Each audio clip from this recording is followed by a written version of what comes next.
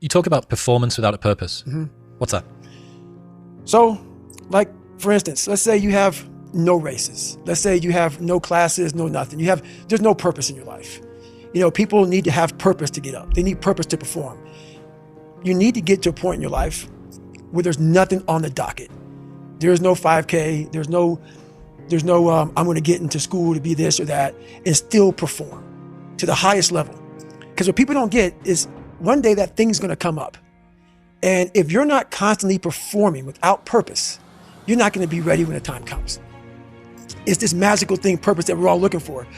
But what's funny about it all is that we need these things to perform. But we don't take a second to realize the purpose is always there. The purpose never leaves us because the very purpose is you. You are always the purpose. There may be another purpose, like being a SEAL or going to college or whatever, but the main purpose in life is you. So if you wake up in the morning and you don't want to do something, you don't care enough about yourself. And that's what you need to really research is, man, why am I not doing this for myself? Because that is the number one purpose in life, is to better oneself. So that's the only purpose I fucking need. So the reason I get up every day, even though there's no race or there's no school, or there's nothing in front of me, is because I have pride in myself. Well, where do you go to? You wake up on a morning, it's cold, it's wet, it's dark, you've got no cartilage in your knee, you've got shitty shorts, whatever it is that's the issue today. Keep talking. You've got these problems, right? I need you to keep talking about what you were just saying. It's warm on the couch. That's Your it. missus says stay in That's bed. it. It's comfy. That's it's cozy. That's You've got it. work later on. You had an argument last night. You're slightly it. hungover. Because I know every motherfucker ain't going to do what I'm going to do. So this is how you level up. That's how you level up. I know there's a whole bunch of people with that right there. That fires me up. That makes me fucking happy, what you just said. That brings joy to my life right there. Why? Because I know there's so many people that have the ability and just refuse to get off that couch. Refuse to study a few more hours. Refuse to go deeper, to go further. And that's where I gain the advantage. It's so easy to be great nowadays, my friend, because most people are weak. Most people don't want to go to that extra mile. Most people don't want to find that extra because it sucks. It's miserable. It's lonely. You talk about that you were kind of, lonely by yourself. I was the same way. And that used to hurt me growing up. Now I fucking thrive in that shit. That's the only place to be. Well, that was one of the things that is so surprising about growing up through difficulty. So loneliness is one example, right? Growing up as a lonely kid. What you realize is a lot of the things that you feared or hated or were embarrassed about as a child end up being the genesis of the things that you're most proud about as an adult. So the fact that you can work and thrive in solitude gives you the opportunity to be able to move to America and start a podcast, or decide to do Hell Week 3 times in a row, or it doesn't matter how long or dark the course is, you're just going to stay.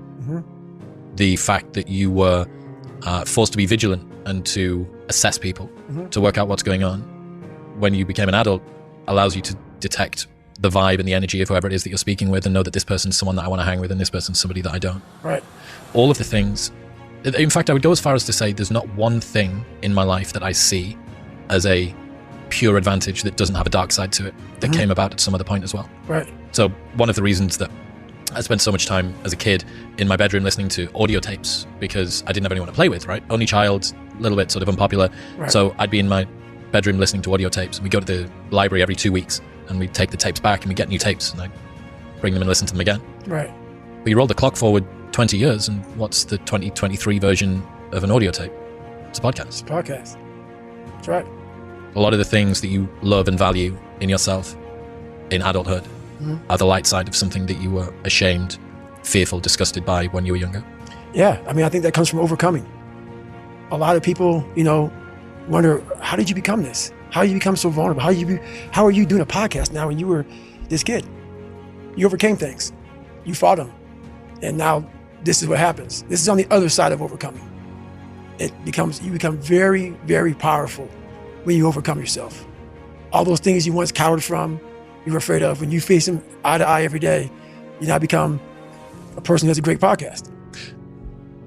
Let's say that there's someone listening who resonates with what you're talking about. They've been through trauma, they've been through hard times, but they keep breaking promises to themselves, and they're struggling to get off the couch, and they're having a pity party.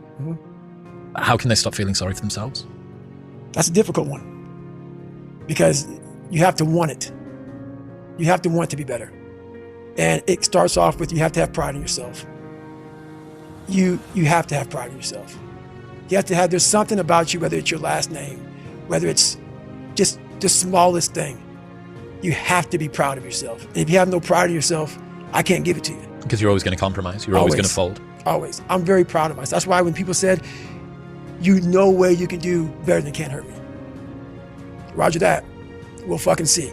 It's that pride that wakes you up. Now I'm not talking about bad pride. I'm the attention to detail for the human being I want to do. I call this thing, like, I want to be the standard. I want to be that guy. Like, every place I went in the military, there was this ethos about how this place is, how we're going to live, how we're going to represent ourselves. And I walked around and I saw that most people didn't live up to that ethos. Like, if you go to whatever company, they have this mission statement on how we want to run our company. I made one for myself on how I want to be. And that is why, if people can make up a mission statement, an ethos in which they want to live by, and every morning you wake up, you hold yourself accountable to that mission, not a company's, your own. Make up your own mission statement. What do you want to be in life? And once you do that, now you can work with somebody to get better. You can work with yourself to get better. But until you know what you want to stand for, you will always just be sitting down. You'll never stand for anything. What's that quote? If you don't stand for something, you'll fall for everything. That's it. It's a true statement. In the book, you talk about Roger that, there being two types of Roger that. Mm-hmm. I absolutely adore the second type. Received, orders given, expect results. That's it. That's it. So cool. Above and beyond, more than was expected. That's right. To the letter. That's Roger that. That is, for me, what Roger that means. Received, orders given. Yep. Expect results. Expect results. That's right. So fucking dope. That is it.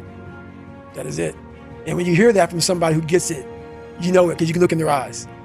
You feel that energy, man. It connects immediately. They're out here to get a job done. Roger that.